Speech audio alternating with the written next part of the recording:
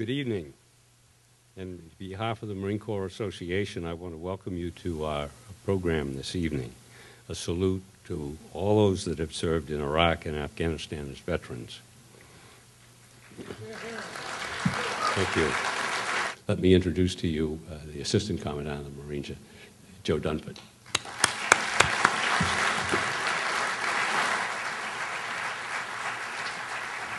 I think what's most appropriate, and I think what was General Myatt's intent, is for us to spend a few minutes reflecting on the 10,771 who have lost their lives in those two campaigns, the nearly 48,000 Purple Heart recipients from Iraq and Afghanistan, the thousands of others that suffer invisible wounds, and then the many thousands of others who have simply performed their duty, nothing more and nothing less. Some years ago, there might have been a question about this generation. Were they as tough? Were they as committed? Were they as brave as their predecessors? I would tell you tonight, after 10 years, I don't think that's any longer in question.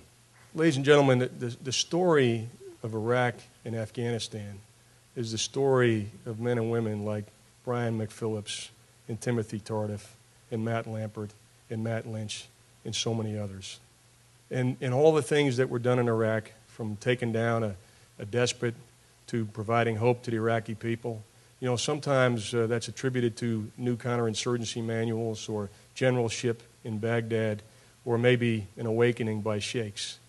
I would tell you tonight that, you know, the reason why we had the success that we had in Iraq, the reason why at least the Iraqi people have an opportunity to determine their own destiny, the foundation of that success was the fact that Marines like the ones I just described, and soldiers and sailors and airmen, deployed on a repeated basis over the course of 8 years.